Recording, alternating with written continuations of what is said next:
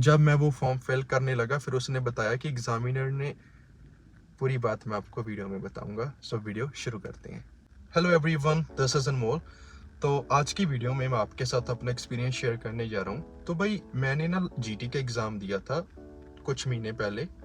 तो मुझे वीडियो पहले बनानी चाहिए थी बट आइडिया बाद में आया। तो थोड़ा बिजी चल रहा था, बाकी मैंने वीडियोस वगैरह इतनी बनाई नहीं। मैं सिर्फ राइटिंग टास्क 2 के टॉपिक्स हो गए, क्यू कार्ड्स हो गए, इन्हीं के ऊपर वीडियो बना रहा था। तो मेरे भाई स्पीकिंग में 8 बैंड आए थे, बट जो मेरा एक्सपीरियंस था वो मैंने कभी सोचा भी नहीं था कि इस तरीके का होगा।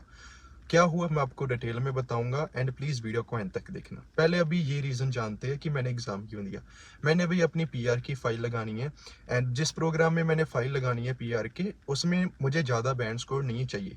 लाइक 5.5 भी चल जाएगा, बट मैं 5.5 नहीं देखना चाहता क्योंकि मेरा एम 8.5 तक का तो है। एंड अगर आपको कनाडा के रिलेटेड और इन्फॉर्मेशन जाननी है कि ईजी पीआर प्रोग्राम्स कौन से हैं, जॉब्स वगैरह कैसे फाइंड करनी है, उसके लिए प्लीज़ आप मेरा दूसरा चैनल भी चेक करना, आपके लिए बड़ी ही हेल्पफुल रहेंगी वीडियोस।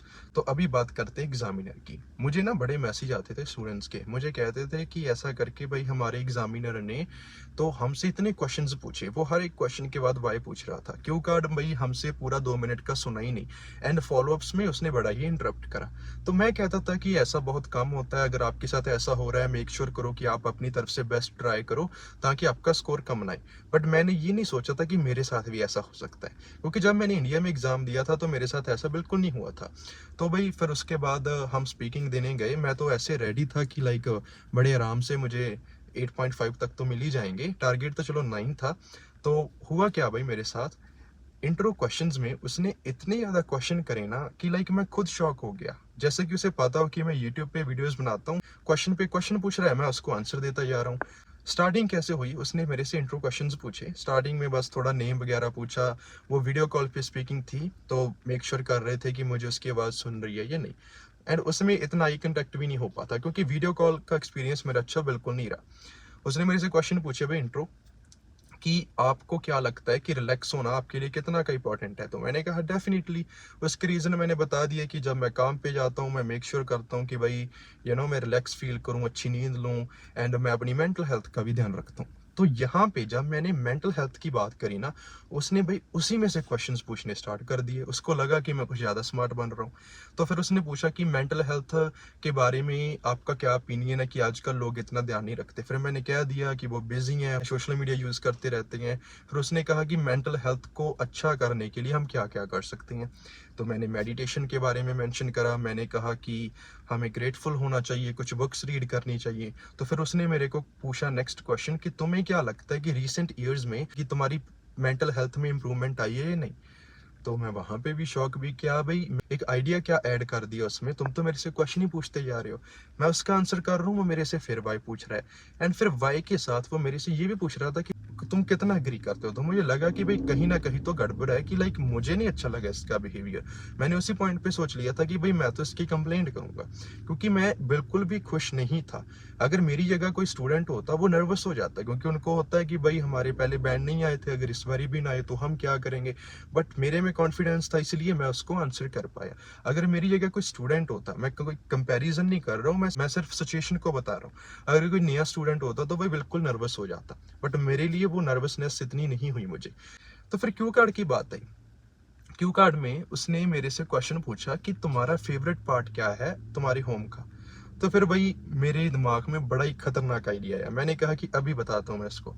वो क्या, मैंने कहा कि लिविंग रूम है एंड लिविंग रूम में मैं अपनी मेंटल हेल्थ का ध्यान रखता हूँ। वो कैसे, मैं मेडिटेशन करता हूँ, मैंने टीवी लगाया हुआ है, वहाँ पे वीडियोस देखता हूँ ताकि मैं अपनी मेंटल हेल्थ इंप्रूव कर सकूँ। एंड रिसेंट ईयर्स में उस मेथड को फॉलो करके बहुत चेंजेस आए हैं। धन वो मेरी तरफ देख रहा है क्योंकि आप समझ सकते हो ना कि किस तरीके से मैं आइडियाज बना रहा था।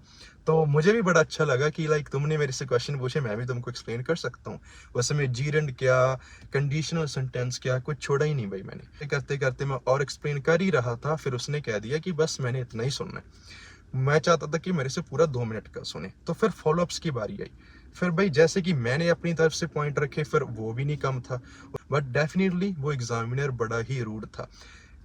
कई बारी मैंने, एक बारी क्या हुआ, मैं ये कहने लगा था टू साइट एन एग्जांपल, उसने मेरे को वहीं पे रोक दिया फॉलोअप्स में।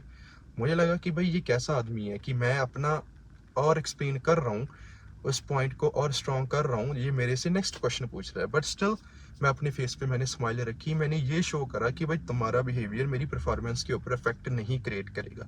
तो उसने बाकी इंट्रो क्वेश्चंस भी मेरे से पूछे एंड फिर फाइनली जब लास्ट क्वेश्चन में एक्सप्लेन कर रहा था, वहां पे उसने कह दिया कि भाई अभी ये तुम्हारी स्पीकिंग खत्म हो चुकी है। स्क्रीन पे आया कि आपकी मीटिंग अभी खत्म हो चुकी है एंड थोड़े ये सेकंड्स के लिए मैं सोचने लगा, मतलब मेरे ख्याल अलग हो गए कि भाई सही नहीं हुई मेरी स्पीकिंग। मुझे ऐसा फील होने लगा कि या तो भाई मैंने ज़्यादा ट्राई करा उसको इम्प्रेस करने का, वो बुरा मान गया, या फिर कहीं ना कहीं दिक्कत आई है, तो मुझे कुछ फील सा होने लगा। तो फिर बाद में मैं गया तो वहाँ पे जो बैठे थे लोग, मैंने उनको कहा कि भाई ऐसे करके एग्जामिनर बड़ा ही रूड है, मैंने तो इसकी कंप्लेंट करनी है। एंड वो भी शॉक हो गए कि क्या हुआ आपके साथ, हमें बताओ।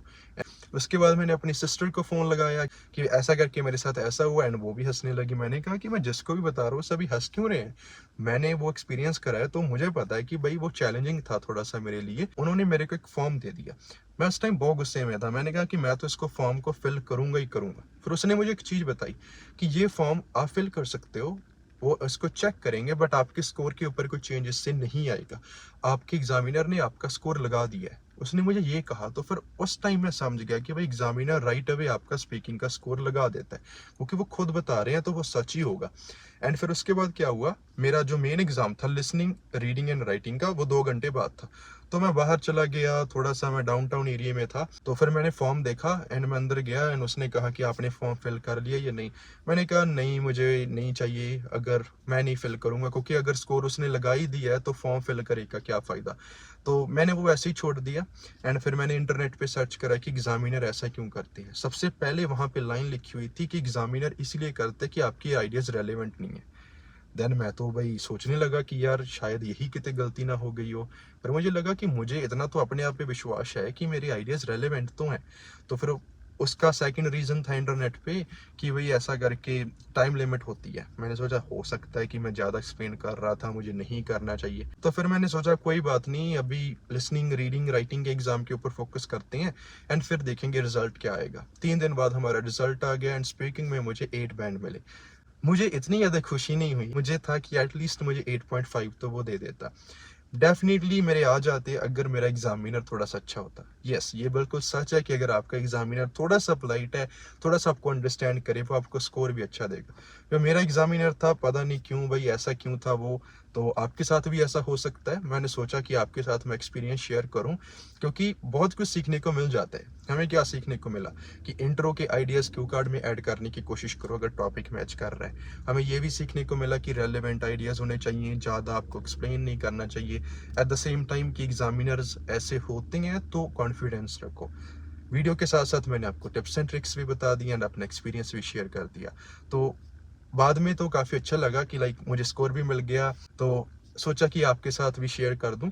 बाकी आपका कोई क्वेश्चन है नीचे कमेंट सेक्शन में पूछ सकते हो। वीडियो अच्छी लगी इसको लाइक करना, अपने दोस्तों के साथ शेयर करना एंड कमेंट सेक्शन में ज़रूर बताना कि आपका एक्सपीरियंस कैसा था। Thanks for watching this video, have a wonderful day.